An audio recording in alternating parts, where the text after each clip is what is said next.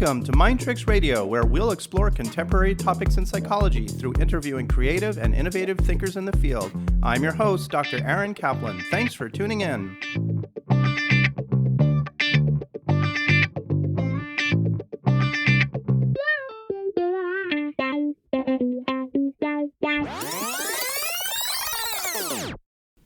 We're here today with Dr. Tyler Ralston, clinical psychologist located in Honolulu, Hawaii. Tyler has come onto the show today to talk about guilt and trauma and work that he does. And Tyler's super psyched to have you on the show. Thanks for coming in. Yeah, well, thanks for having me, Aaron. I'm excited to be here. First off, tell us a little bit about yourself and your work and how it ties into what we're talking about.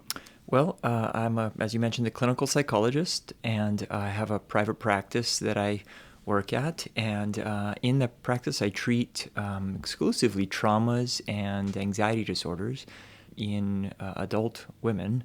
Most of the trauma I treat is in formerly battered women, women who've been in abusive relationships that have been abusive or manipulative or coercive in one way or another. You also have a book on this topic that you've Yes. Co-written. Can you tell us a little bit about that? Yeah, it was published in 2008. It's called Treating PTSD in Battered Women. I'm the second author. The first author is Dr. Edward Kubaini. And it's a very comprehensive treatment manual for therapists and counselors that was developed from a protocol that came out of a bunch of studies, mostly at the National Center for PTSD in the late 90s and early 2000s, and over a bunch of years with formerly battered women. And the treatment is very comprehensive. It includes modules on treating guilt, negative self-talk, assertiveness, and a whole variety of other areas.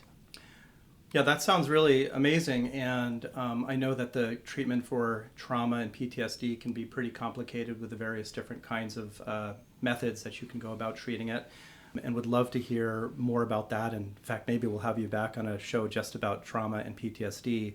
So today, interested really in guilt, and I know that that plays a big role here. I know you talk about that in the book as well. So let's just maybe give us an overview on what's important about guilt here and why are we interested in that? That's a great question. Guilt has historically been a little underappreciated as an outcome from traumas. And in the more recent years, it's become increasingly recognized that guilt is basically a life wrecker and is very prevalent in the symptom presentation that many people who've experienced traumas. You know, there's varying prevalence rates and stuff depending on the population, but estimates for formerly battered women in the 50% to 66% or so experience moderate or higher levels of guilt. Is there a difference between trauma-related guilt and just guilt as a phenomenon on its own? Yeah, there's a bit of a difference. There's a lot of overlap, of course, but when we're looking at trauma-related guilt, there's so many other symptoms that come out of trauma, and when people are experiencing guilt related to traumas, it often acts as a block that keeps other symptoms in place and can even feed the other symptoms, can feed depression, can feed some anxious arousal type presentations and stuff. So whereas in other types of guilt, a guilt that I forgot to pick up juice on the way home or something like that, it's really not going to be at that clinical problematic level that's going to feed a lot of other symptoms. But there's a lot of overlap, of course, too, in kind of the conceptualization of how the mechanism of guilt and how it works, whether it's low-level non-trauma related all the way up to very high-level trauma-related guilt. Yeah, and I think it's interesting because when we think about PTSD and the symptomatology involved with PTSD, the hypervigilance, the irritability, the recalling, remembering disturbing aspects of the events, all of those are very salient. But from what I recall, at least in many of the previous diagnostic criteria for PTSD, you don't often see guilt spelled out. Right. But it seems like it's really an important piece of PTSD and trauma. It is. Unfortunately, in the latest edition of the Diagnostic and Statistical Manual, DSM-5, guilt has become more, it's actually like a formal symptom now. In this category of changes in cognitions and mood, guilt is one of the things that's often represented there. I wanted to add also, jumping back just a moment there, that a lot of times when people are experiencing guilt, they're thinking they should have or could have done something, this sort of a thing. related to some trauma. And when they do that, it stirs up a lot of negative emotion. And the negative emotion is paired with the memory of what happened. And in doing so, it's something called higher order language conditioning. They're inadvertently reconditioning themselves to have distressing emotions tied with the memory of the trauma, which is exactly the opposite of what we try to do in therapy. But without therapy, people often have upset related to traumas go on for years or decades because of this process. You know what would be really great would be sort of like a real example of how that might play out for somebody. So you're Sure. saying that the cognitions around guilt, the thoughts you have, get paired with an emotional experience, and then connect with memories of the trauma. So like, what would this look like for a person who's experienced a trauma? For example, in my practice, I treat a lot of formerly battered women, and for a woman who's, let's say, out of a relationship already, and the guy's like in prison or he's moved away or something, and she's left with all these memories of the things that he did to her.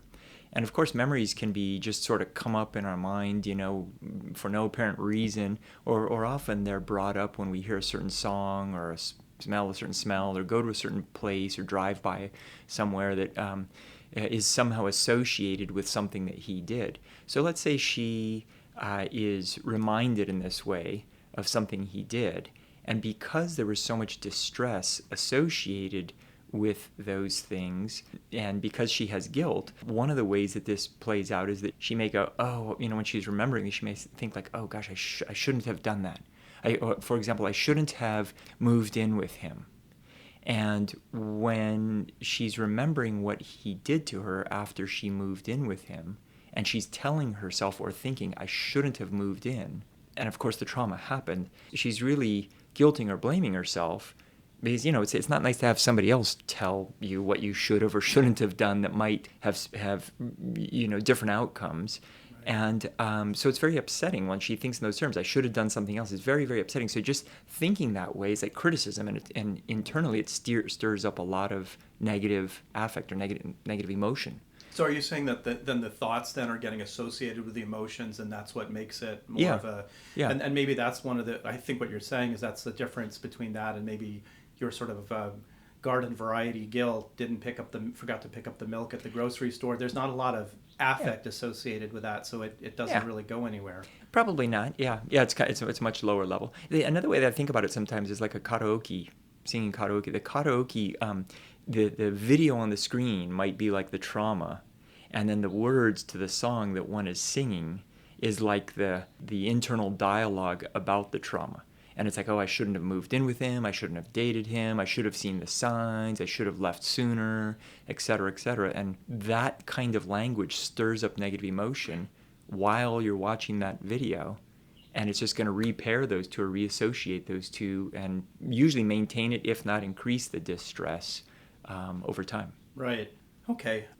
What does guilt do in a person's personal experience? How does it affect people functioning and how they're managing their life? Guilt is far-reaching.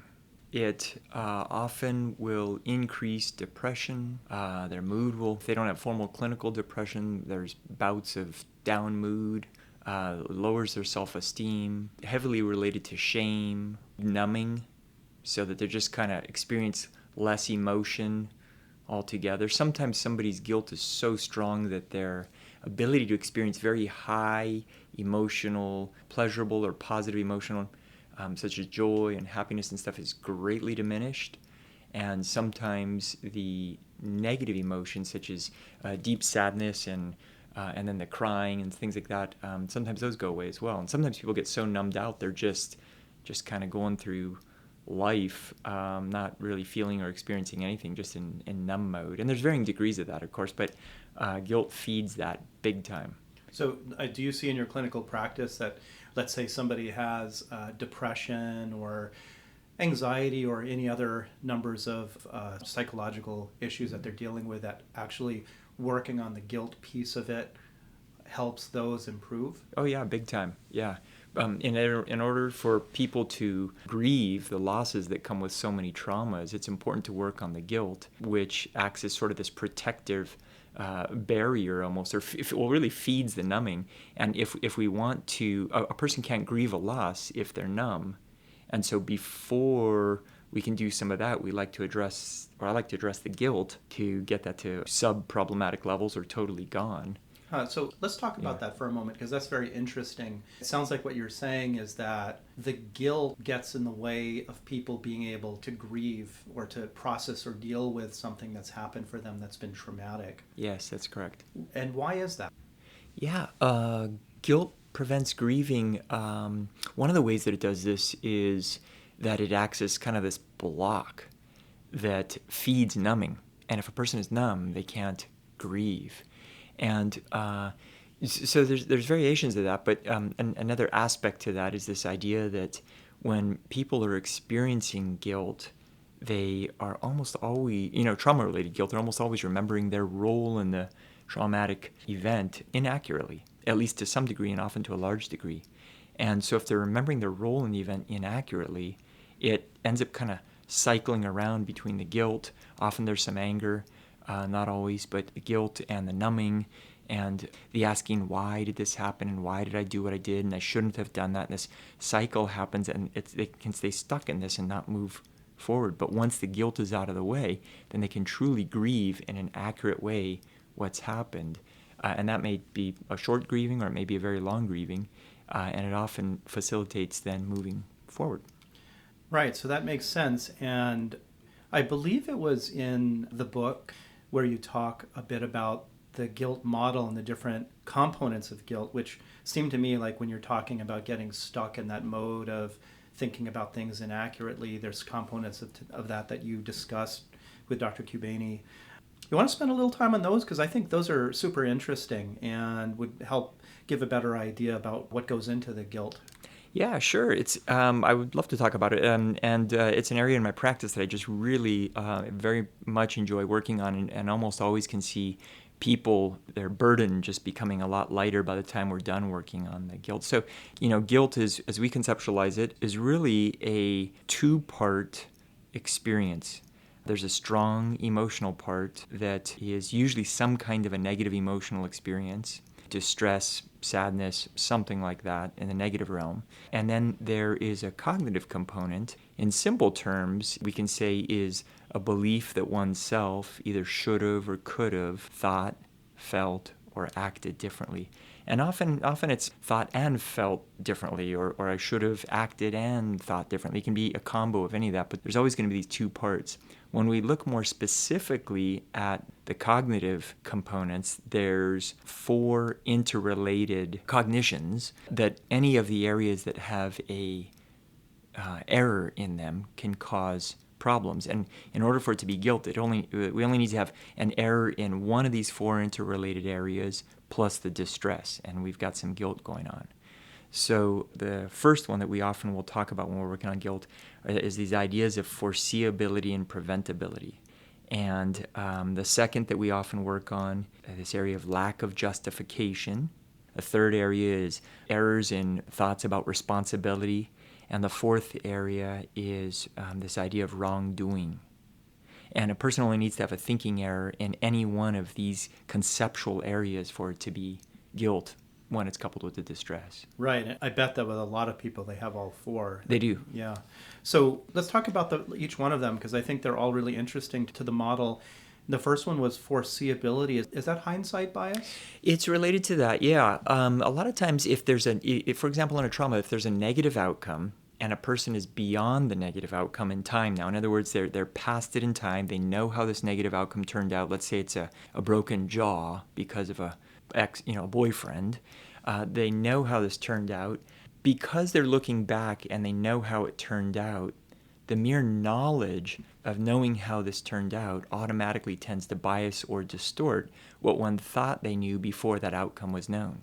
So in the broken jaw examples, the patient might say, Dr. Ralston, he hit me and he broke my jaw. I should have known better, because when he came home and he was drunk and in a bad mood, I could have foreseen he was in a bad mood and I shouldn't have agitated him. Would that be an example of Yeah, that? that is an example. And so when using that example, when somebody's thinking that way, they're remembering that negative outcome as if it was foreseeable. And in their mind, often, if it was foreseeable, then it was also to some degree preventable. Mm-hmm. And that will feed guilt right there. Further complicating it a bit is that if it was then preventable, and yet I was there, sometimes one's actions or thoughts or emotions played a little bit of a sort of like we can think of it as like a domino in the causal chain of events. Unwittingly, it's not like they were trying to cause it or anything like that. And that feeds even more guilt. And I want to be super clear that by no means ever do I think that domestic violence is caused by the victim. Right. When I just said that, I don't mean that at all in that way. All I mean is that, I was in the house and I went into that room where he was to get something I wanted to get, and that's where he was drunk and he punched me and broke my jaw. That's what I mean by that. So aspect. that's the person having a belief that they were responsible for causing it by being there, and they should have not been there. I mean, that's the foreseeability part, which of course we're saying is not rational, and nobody. Well, that's right. Yeah, that's right. Yeah, it's usually signals, that kind of thinking signals hindsight bias, and many people will say, "Oh, I should have known when he came home, and I could smell alcohol on him. I should have known when he was in the bedroom. I should have known not to go in there." And unfortunately, a lot of even psychologists who don't treat trauma or guilt will feed into that kind of a belief system. I've had many people come into my practice who have had other healthcare professionals, whether it's a primary care doctor or another psychologist or whatever, feed into that guilt by saying, "Oh, well, you should have left the relationship when the first time that he said something nasty to you," or these kinds of things, which we know is just not going to be helpful and is technically not even accurate. So would that be like blaming the victim? Yeah, it is. Yeah, Right. Yeah. So when we look at the hindsight bias knowledge is essentially knowledge of an event's outcome biases or distorts what one thought they knew before the outcome was known. Mm-hmm. So I mean, just to do sort of a silly non-trauma related example, that would be sort of like somebody making a huge bet on something, on a football team winning, and then losing the bet, and then the next day saying, "Why didn't I see that the quarterback's wrist was injured?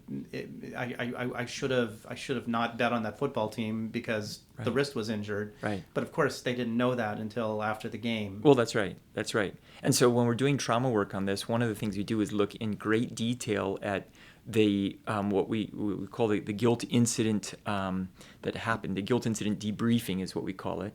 And we're really looking at who said what, who did what, who went where. I mean, all the variables, the story in great detail, leading up to the point in time at which the person thinks they should have done something differently or known something or felt something different.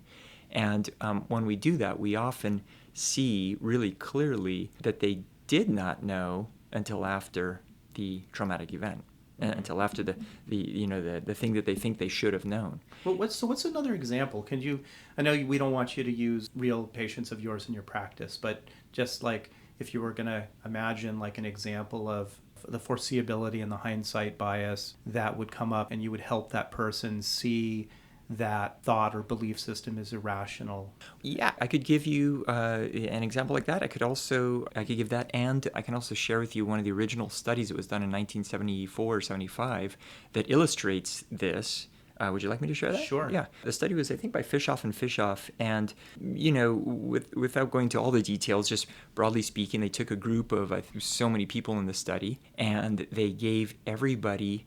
And by the way, the study demonstrated that not only trauma survivors engage in hindsight bias, but pretty much everybody does. It's just like this big thinking error that happens a lot of the time. And usually it's not problematic, but when it comes to trauma, being in that habit of hindsight bias thinking will cause a lot of problems. So in the study, they took a bunch of participants in the study, and they essentially gave every participant statistics on two football teams, like a red team and a blue team. And they said, okay, everybody, they all have the same statistics. And if anybody in that study was like me, who doesn't really know much about football, they could still very easily see that these football teams were super even. The same wins and loss records, the same heights and weights. I mean, just very even teams. And what they did is they randomly assigned each participant to be in one of three different groups. And random assignment is a way to make really even groups in a study so that we get more valid results. And they put one group in like a hotel room, and they said, go ahead and study up these statistics, because after the football game, which you're not going to get to see, we're going to come in and we're going to ask you who you think won the game. And they put another group that was randomly assigned in a second room, and then they told them the same instructions, and then they put the third group in a third room and gave them the exact same instructions. Once again, it was study up. You're not going to get to see the game, and after this football game, we're going to come and ask you who you think won. And so after the supposed football game, the researchers came walking into the room like two at a time, and they were kind of casually talking to each other. And as they walked in, one saying to the other, "Oh, isn't it awesome that the red team just totally beat the blue team? Oh." And they said it so that the participants in the room could hear this. And then they kind of said, "Oh, just disregard what we were just talking about. We're just having a casual conversation." And they asked the study participants in the room who they think won the football game. And they got their answer. And then the researchers walked into the second room, and as they walked into that room, they said, "Isn't it awesome the blue team just totally beat the red team? Oh, excuse us, just disregard what we were just talking about. Who do you think won the football game?" And they got their answer from that group. And then they walked into the third room, and they didn't say anything. And just when they walked in, they simply just asked, "Who do you think won the football game?" And the results were really interesting. What do you think the group in the first room, most of the people in the group in the first room said? Yeah, I think you said that was they were told that the red team won. Exactly so they right. would predict that the red team won. That's right. The red team won. In the second room, most of the people said the blue team won. And in the third room, it was about 50-50. Yeah. And so this, in a very simple way, demonstrated that just simply hearing outcome information or knowing or learning outcome information biases or distorts what one thought they knew before, because we know that third room who didn't get any outcome information, that's the control group in the study. And so they were split because the only information they had was what they were given, the statistics, which are very even. I mean, just like overly obviously even. So that was the main finding in that study, but there was also a surprise finding with hindsight bias, and it was that at the end of the study, and I always find this so interesting, at the end of the study, when the participants were being debriefed about what the study was about, they were told, they were told by the researchers, "Did you know that by us walking in the room and casually slipping up this outcome information, for example, saying, 'Isn't it great the red team beat the blue team?' Did you know that hearing that biased or distorted what you would have said if we had not said that as we were walking in the room?" And the people in the first room said, "Oh, no. We would, it's very clear. I mean, the red team would have won. We know that. I mean, you could have just walked in the room and said nothing." And the people in the second room said, "Oh, no. The blue team, it's really clear. The blue team is the one that we think would have won the game." Right, so they had convictions about their beliefs, that's right. which were completely influenced by the information. That's right. Yeah. So it not only shows that hindsight bias tends to happen, but it shows how strong it tends to be, even when we're told that the outcome information biased us. You've done some work with veterans, right? Yes. Yeah. So I'd just be really interested maybe in one kind of example of how hindsight bias plays out. Because I know I worked at the VA years ago, and I recall a lot of those kinds of stories. You're in a high-pressured situation like combat. There's a lot of information flying at you in real time, really quickly. So I'm assuming you see hindsight bias and foreseeability as playing a big role in that. Sure. Could you give an example? Yeah. We've actually got an example in our book, actually, of a veteran. Everybody who's in our book has given us permission to put their story in our book. This is a veteran who was a medic in Vietnam and experienced a lot of guilt about doing something. And basically, this medic, there was a firefight that had happened, and the medic was attending to 2 or 3 seriously wounded buddies, like in his unit there. And he could not, with his 2 hands, attend to all 3 of them. And bullets were still flying, the battle was still going on, and he looked over and saw a fellow U.S. soldier, another buddy, and they made eye contact, and he gave him kind of a quick hand wave because he couldn't speak with the noise that was going on, but kind of gave him a wave like, "Come on over, I need your help," kind of a wave. And that soldier got up to come on over, and in getting up got standing up and running over, got shot and died. Oh, wow. And so this veteran had a lot Tragic. of, very, very tragic. This veteran had a lot of guilt about simply the motion of waving his hand to wave his buddy over. Mm-hmm. So when we think about guilt being an unpleasant emotional experience plus a belief that one self should have or could have thought, felt, or acted differently, this veteran had a lot of distress about this, understandably, Mm-hmm. and had a belief that I shouldn't have waved my hand. It's a behavior I shouldn't have done. Right. And there's also I should have known better than to do that. I'm the medic. I should have dealt with these myself. So this is a perfect example of hindsight, because had he known that his buddy was going to get shot when he got up to come over, he would never have asked him to come over. But he, obviously, the tragedy happened, and he had that information afterwards. He has the rest of his life to beat himself up for making that call. And at the time, he didn't have the information that it would end that way. That's exactly right. When I mentioned we do this guilt incident debriefing that we talked about a moment ago, in that story, after I hear that, I'll often ask the person, and when was the first time that you learned that you thought it wasn't a good idea to wave your hand and call him over? And they'll say, well, as soon as I saw him shot, And what that signals is that's after the fact information. Right. Like, you can't use knowledge that the stock market went up on Wednesday for a certain stock to buy that stock on the Monday 2 days before. That's the rational thinking process. You couldn't have possibly known, and if you did, you wouldn't have motioned him over. But it sounds like that it's so strong that it just overrides rationality and reason. No, I should have known better because it happened. That sometimes happens that way. The emotional stuff will get in the way, and it does take some people more work to overcome that, usually when that's happening. So, for example, sometimes when that's happening, somebody will say, they'll say something like, logically and intellectually, I understand what you're saying, that there's no way I could have known, but I still think that I should have. And usually what's happening in that situation is the person is remembering the event, which we're talking about in therapy, right? And it's so upsetting that they have all this strong emotion, and they use the emotion, or their brain will automatically use the emotion as evidence that what they're thinking must be true or accurate. And we call this emotional reasoning. Mm-hmm. Emotional reasoning is really coming to a conclusion and or making a decision based on emotion. So because I'm having the motion, it must mean that I did something wrong. Yeah. Because otherwise, why would I be feeling this way? Yeah, that's right. If they're thinking I should have not waved him over, and he's at the same time really upset, the brain will tend to use the fact that emotion is very real, which it is. It's very real emotion, but the brain will tend to use that as a stamp or validation that what they're thinking must also be accurate or true. Why else would I be feeling this? Right. But when the reality, what I'm hearing is that the emotion is basically a result of the thoughts you're having. It's not causing the event to happen, but the emotion is being used as the validation that the thing that you're thinking is true. Right. Yeah, so that's Right. a tough one. I think we're sort of dancing around as we're talking about the foreseeability. We're dancing around a few of these other components that are related. And why don't we move on to the next one? Did you say responsibility? Well, responsibility is another. Usually the next one that we'd work on would be ideas around lack of justification. Yeah, let's talk about that. Yeah, so What is that? justification essentially means, in the context of treating trauma-related guilt, is that the person will often think that they didn't have good reasons for doing what they did or what they didn't do.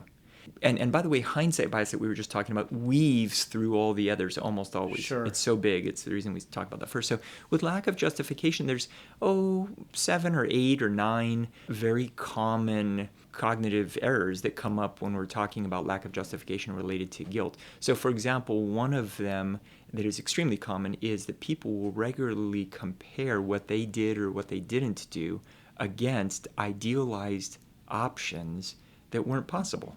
So, we hear stories in the news about a car that rolls on the freeway and the mom is able to climb out and lift the car off of a child that's pinned under the car and this sort of thing.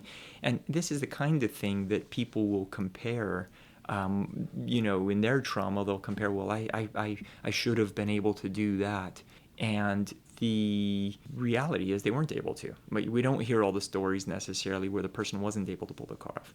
Another justification-related thinking error is this idea that somebody compares what they did or what they didn't do with an option that only came to mind after the outcomes were known. For example, there was a journal article from years ago, and I think it was about 1991. I think it was Pittman et al. Were the authors there. And in this article, there was a veteran that was doing something called prolonged exposure therapy. And the prolonged exposure therapy, the event that he chose to work on, was this combat, this battle that happened in Vietnam where his gun, I think he was either out of ammunition or his gun was jammed, and he was not able to shoot back at the enemy during this firefight, and because of that, his buddy that was kind of near him got shot and died. And he had struggled with guilt and the effects of trauma for years after Vietnam until he got help, and I think it was the late 80s that he was getting help. And it wasn't until he was in the therapist's office doing prolonged exposure, he's got his eyes closed, he's talking through the trauma in first person, present tense, lots of detail, thoughts, sights, smells, everything. It wasn't until then, the very first time, that he realized that there was enemy dead, like literally at his feet.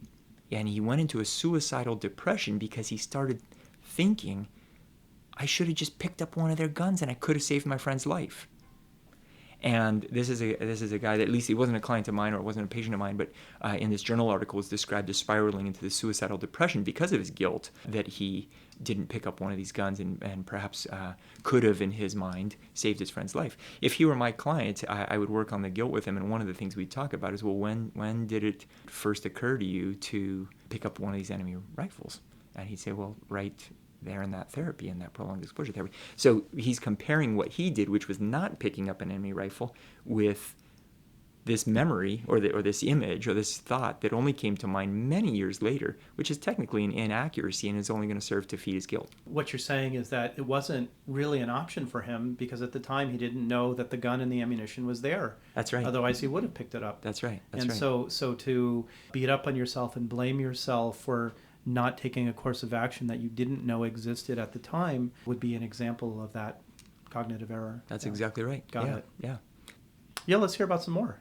So, for example, another justification-related thinking error is this belief that somehow during the trauma, basically, let me say it this way, it's a failure to realize that during a trauma, there's no time to evaluate all the options. It's not like in domestic violence, a boyfriend is beating up his girlfriend or a husband is beating up his wife, that she's going to be able to, give the timeout signal and go, okay, hold on for a second here. I just want to consider all my options. Do I jump out the window, or do I call the 911, or do I just run out into the street and scream? There's no time to contemplate all those options. And yet after the fact, people regularly forget that. Right. And they beat themselves up thinking that they should have or could have done something else, like call 911 or run out in the street or whatever, when the reality is in this situation it wasn't the option of extended consideration of all the options. That sounds similar to the last one. Basically, there not being an option, that's one error, and also related to that, not recognizing that there wasn't time to consider the options, which makes it not an option. Because if you don't have the time to be consciously aware that there's 5 options in front of you because you're in crisis danger mode, right. I'm guessing most people, they pick the first option they see, and in hindsight they could look back and say there might have been a better option, but that was the one I saw at the time and I took it. Yeah, that's exactly right. And you've actually just mentioned yet another one, which is when somebody's in danger/crisis mode, their arousal is ramped up, which means their performance is generally going to be down. And so thinking clarity is not going to be as sharp as it might be in some other situations. Sometimes it's real sharp depending on the trauma, and other times it's not, but a lot of times it's not. And so all those options aren't presented, at least in their mind. Also, a particular person, what they did or didn't do in a trauma, often several, if not more, of these justification-related thinking errors apply to one trauma. It's not like it just has to be one. It's often multiple ones. Got it. Mm-hmm. So let's talk about responsibility. What's that about? Responsibility is a component of guilt, trauma-related guilt. And we talk about, essentially, people, when they've experienced traumas, they often will overestimate the percentage of responsibility that they have for the negative outcomes. And so we assess this not only by asking them what percentage they think they're responsible for the outcome, but also, are you slightly, are you moderately, are you extremely responsible, this sort of thing. And people almost always put like very high numbers. Yeah, I'm 100% responsible. I'm 80% responsible for the negative outcome. And so when we talk about responsibility, and there's different ways to talk about responsibility. There's responsibility is accountability, which we talk about a little bit later on when we're doing some of the guilt work. But initially, we often approach it in sort of the form of causal factors. So we can think about, for example, gravity. Gravity is a causal factor that can cause things to happen. What makes this pen drop? Okay, gravity makes the pen drop. But we don't talk about whether it's a good thing or bad thing. We don't put any valuation or blame or judgment on anything. We're just talking causal factors. So when we look at gravity, for example, just as if we were to put blame on it, which we don't, but if we were, we could say, okay, is gravity a good thing or a bad thing? Well, I guess it can be both, right? If gravity might be a good thing if it keeps all of us on Earth from flying into outer space, but it's a bad thing when it makes a plane crash and people die. So we try to just steer clear of all that and instead talk about it as simply causal factors. What makes the light in this room go on? So it sounds like a person is taking an overwhelming amount of responsibility for an event occurring, but there are other factors that are involved with the outcome of an event. Big time. And, I think it would really help to get like an example, like how this might play out with a patient in a session, like Sure. what kinds of causal factors are usually present and where does a person's responsibility play into that? Sure. So, for example, a very, very common thinking error that we hear, a guilt issue that I hear in my practice is I should have left sooner. When I'm working with formerly battered women, I should have left sooner, whether it was months earlier or years earlier, whatever. And the negative outcome, we could say, is many negative outcomes, but one of them that I commonly hear is, okay, there's been negative effects on the children. This has affected the children. So my client who's thinking, that she should have left sooner will often take 100% responsibility for the outcome, in this case, the negative effects, the problems that children are having in school because of witnessing the violence, domestic violence in the home, and this sort of thing. So when we know that every single outcome, or pretty much every single outcome in the world for most of the things that we have in our world, have many, many, many, many, many causes that lead to that outcome, we can make a list of what those causal factors are. And when we do that and then assign rough percentages to them, we start to see together in therapy that, she was just one domino in a very long chain of dominoes that lead to the final domino falling off the edge of the table. Can I take a guess at what some of the dominoes might be? Please do. So one domino is the guy in the relationship.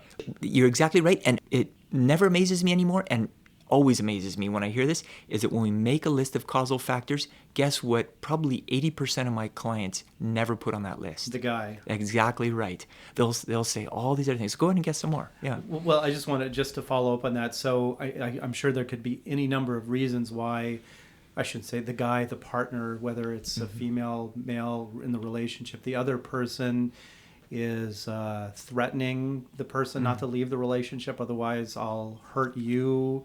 I'll withhold money from you. I'll hurt your family. I'll publicly humiliate you. If you leave, I'll kill myself, and your children will be without a father. So there's responsibility there. There's responsibility in the kids.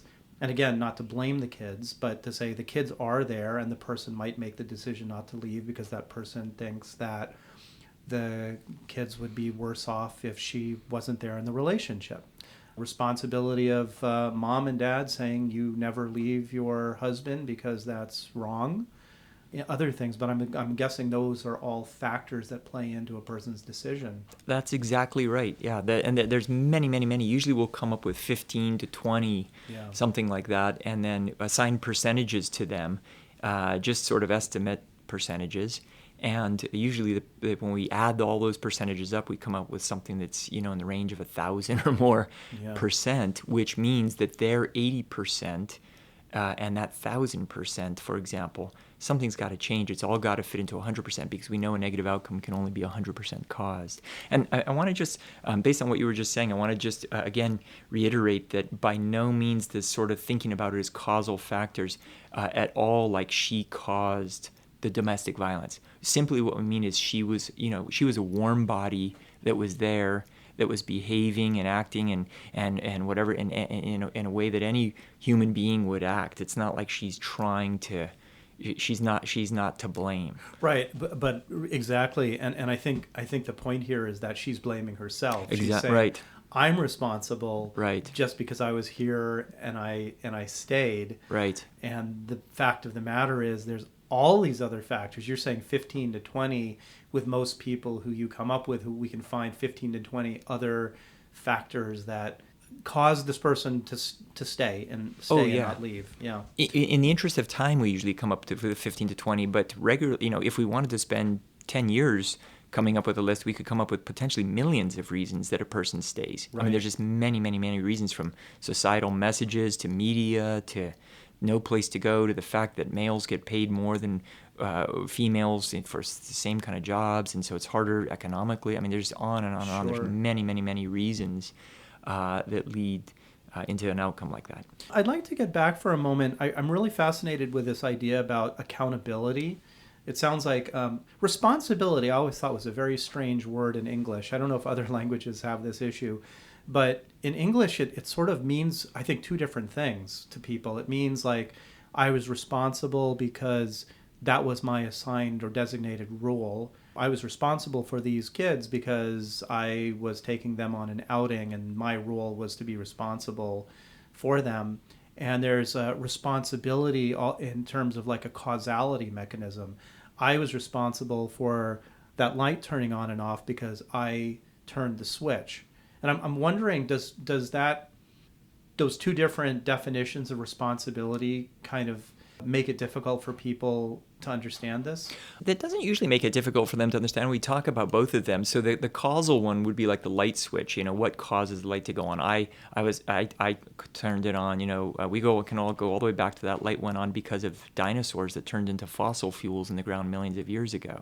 When we look at responsibility as accountability, you're right. We're looking more like you're in charge of these children, or you're in. I know I've had situations before where I've had patients where, let's just say they have a teenager and something happens to the teenager. Let's say the teenager's in a drunk driving accident, or something happens to them, and the parent is feeling extremely guilty, as I'm sure just about any parent would until they got excellent therapy for it from you, no doubt.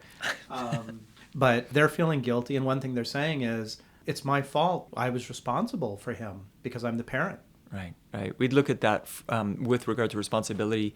We'd look at what thinking errors might be going on with the causal responsibility, but also with the accountable responsibility. So, for example, I could say, hey, Aaron, there's this great job.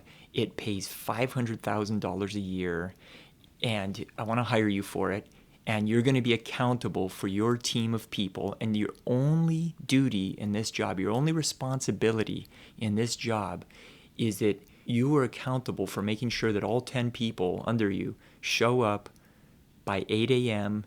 and don't leave the office until before 4:30 in the afternoon or early evening. And that's all you have to do, is make sure all 10 people show up by 8 a.m. and they don't leave before 4:30.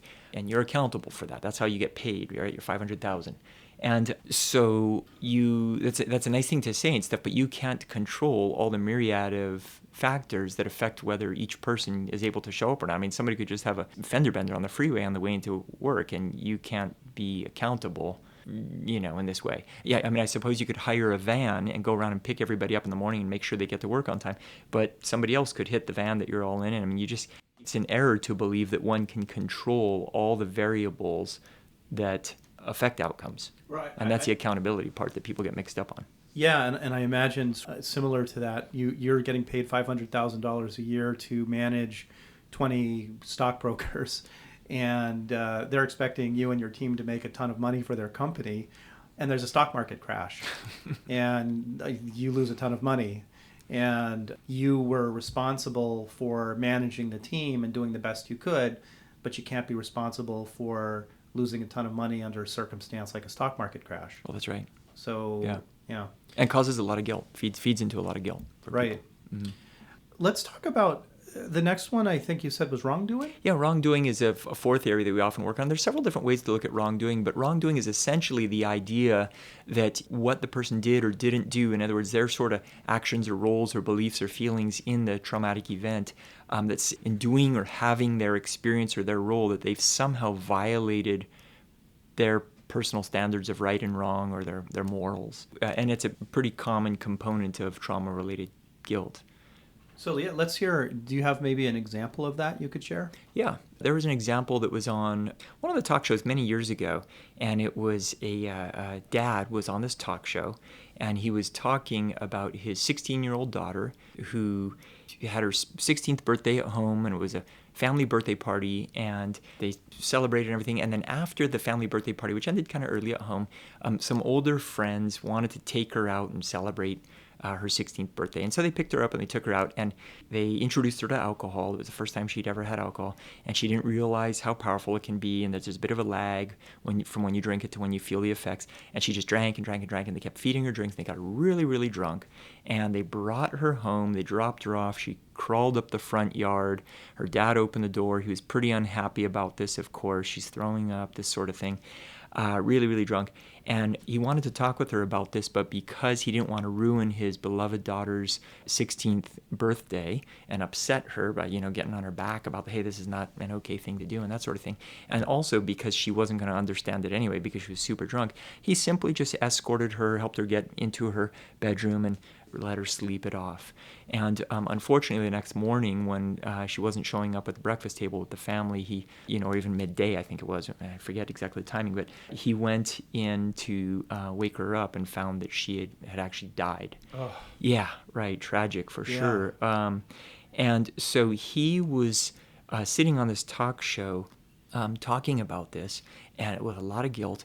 And this is an actual quote from him, which highlights how inaccurate the thinking around this is. But he actually said, "I have to live with myself for the rest of my life knowing that I murdered my daughter." Mm. And yet we know this isn't murder. Mm-hmm. We know that if he had any inkling that she was not going to wake up the next morning, he absolutely would have not put her into her bedroom. He would have taken her to the emergency room and had her stomach pumped or something like this. Yeah. But he's concluding wrongdoing based on a tragic negative outcome, which is one of the common thinking errors in wrongdoing. Mm-hmm. There's other thinking errors too. There's other two very common ones, and one of the simpler ones is that wrongdoing is really only applicable when somebody intends the negative outcome. Bad things happen all the time, but that's just kind of part of life. I sort of refer to it as sort of the bumper cars of life. We just, stuff is going to happen, and it's still tragic and upsetting, and sometimes very, very big, like a loved one passing away, like in his case. But he didn't intend this negative outcome, so he can't be accused of wrongdoing. Right. And definitely, that's a tragic example that you're giving, and obviously a parent's absolute worst nightmare. And the last thing on earth he would ever want to have happen to his daughter. And, it reminds me of, again, going back to combat experiences, all these great movies about war and combat, I think, bring up this idea of just the blurry boundaries of morality that people find themselves in those kinds of situations. And I'm wondering, you've probably seen this concept of wrongdoing come up in combat-related trauma, combat experiences. Yes, in combat experiences, it's particularly we see a third way of looking at wrongdoing is what we sort of refer to sometimes as the Sophie's Choice thinking error. Or the Sophie's Choice related wrongdoing. And that's basically this idea that when no good options are available, the least bad option is a highly moral and highly valued option. So, for example, in combat, sometimes people join the military, for example, not because they want to go out and be fighting and that sort of thing. They join the military because they want to put food on the table for their family, and it's a really reasonable thing to do. They support their country, but they prefer to maybe be behind the scenes and doing something like that. But invariably, they find themselves in actual combat sometimes. And let's say a firefight happens, and people are down, and the veteran who was active duty at the time didn't necessarily want to be shooting at people, but the options in that moment are either start shooting and kill or be killed. Yeah, so I imagine that with folks in the military and people in combat, very, very few of them are going and saying, I can't wait to go shoot people, right? They're going in saying, I'm here to perform an action for my country. I have reasons for doing this. And then they find themselves in a situation where they have to make a decision. Mm-hmm. And I like what you said, no good options. So I have these options in front of me. None of them are going to make me feel good when I take it. Mm-hmm. So I have to pick the one that is the least bad of them. But you're saying that even choosing the least bad option, if it's not a good option, or not something that somebody would ever choose to do if they had a choice not to do it, they end up feeling wrongdoing because of it. That's right. That's right. And it plays out regularly with formerly battered women. It's one of the main reasons that formerly battered women don't leave an abusive relationship, and family and friends have a hard time understanding this a lot of them. They often just say, well, why don't you just leave, And yet if you're in her shoes, leaving, when we think about leaving, a woman is reminded of what he's said many times, which is, if you leave, I'll hunt you down and kill you.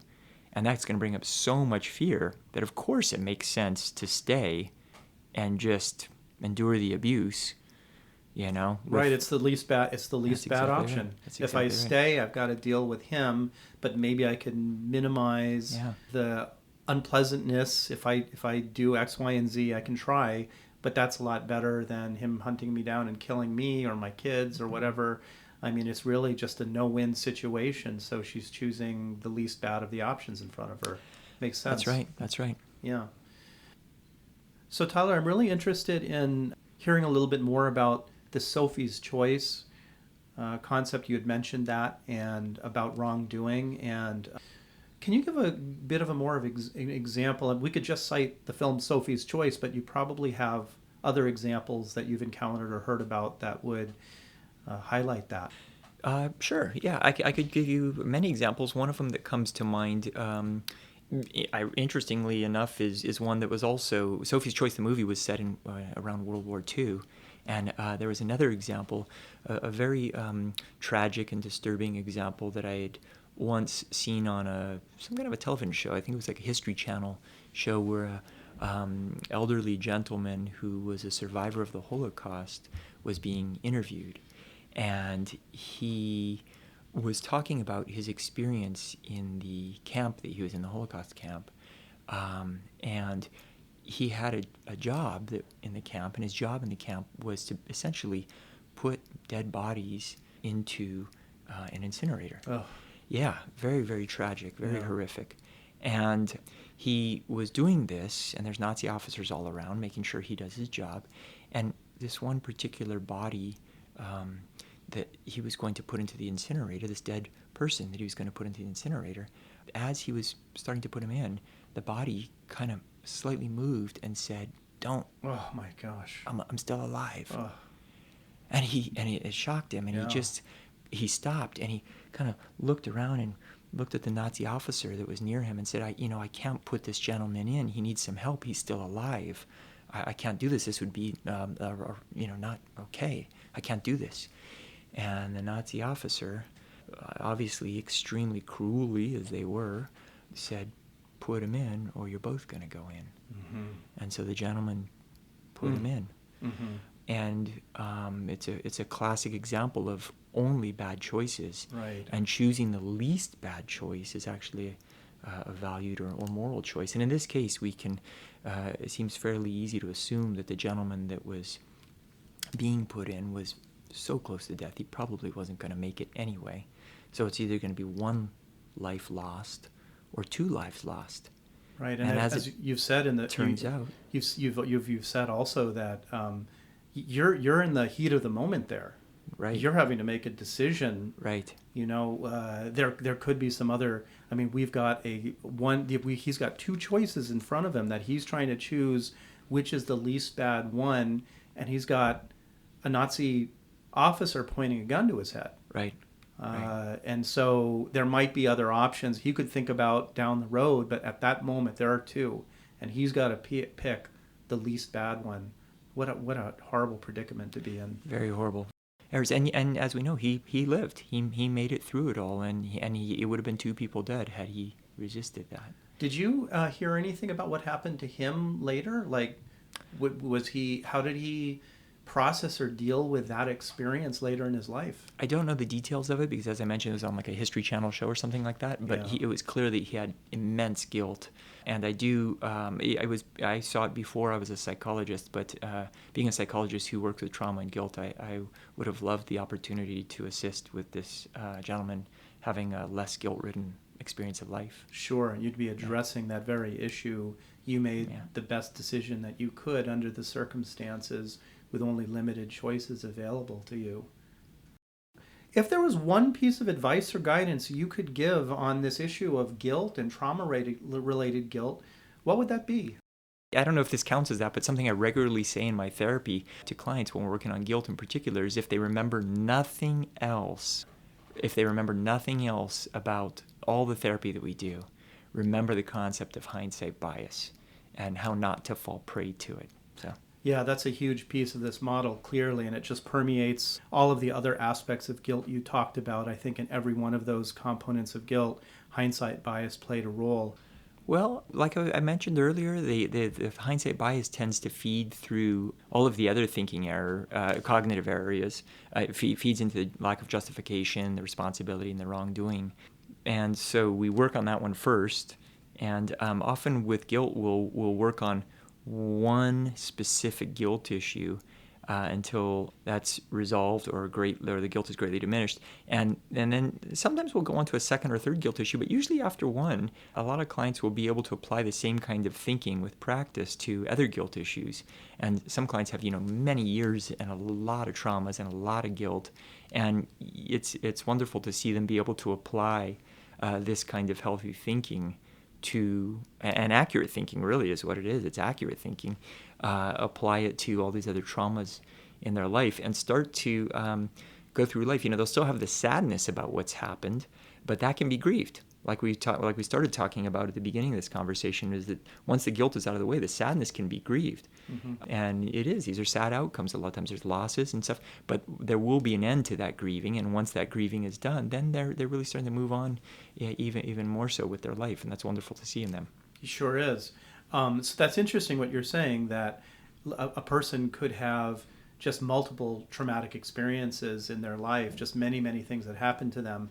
But if they work through just one traumatic experience, that could have an effect on how they're feeling about many of the other ones. Yes, yeah, and then we start to see depression lift, we start to see self-esteem improve, we start to see anxiety going down, we start to see increases in assertiveness sometimes, and, especially when we teach assertiveness skills and some of these things, it really has an effect on all these other areas.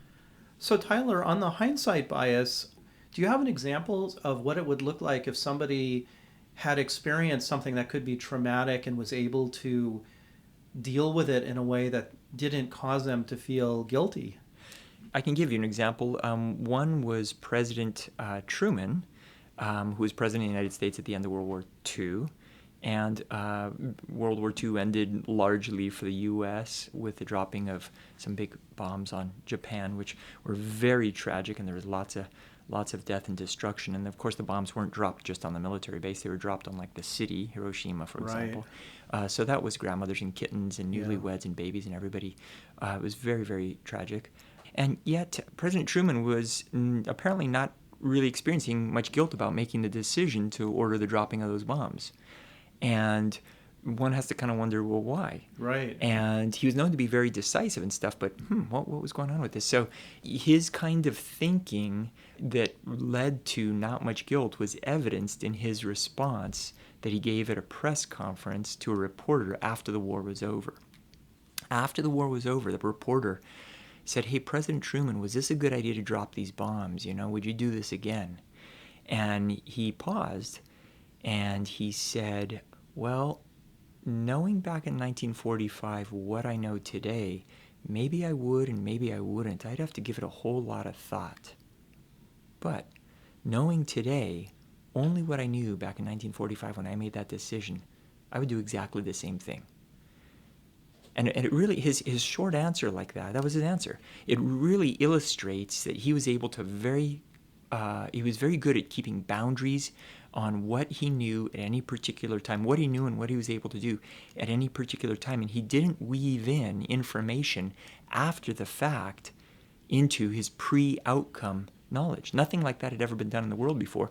And you can imagine if he was looking at those photos after Hiroshima was bombed, he'd probably be experiencing a lot of guilt, or most people would probably be experiencing a lot of guilt, and yet he wasn't, and we think it's because of his thinking. Right, or if he had those photos prior to making the decision, he might not have chosen to make the decision. Maybe. He was known to be actually very thoughtful and take a long time deliberating about which way to go and things, and yet once he made his decision, he was also known to be very decisive and not second guess and not look back, and which is strength. Right. So, Tyler, thank you so much for coming in. This was super interesting and really, really educational and insightful. I really think that listeners will really benefit and enjoy from the conversation. Dr. Tyler Ralston, clinical psychologist in Honolulu, Hawaii. We'll have a link to your book and to your practice on my website, which is www.waikikihealth.com. Podcast will be posted there along with the blog and information about Dr. Ralston and his practice. Tyler, thanks so much for coming in. It's been great. Thank you for having me.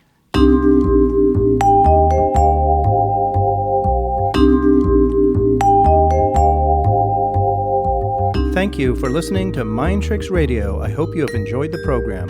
For more information about Mind Tricks, please go to my website, www.waikikihealth.com. Please be sure to subscribe to Mind Tricks podcast and accompanying blog to be notified of new episodes of Mind Tricks.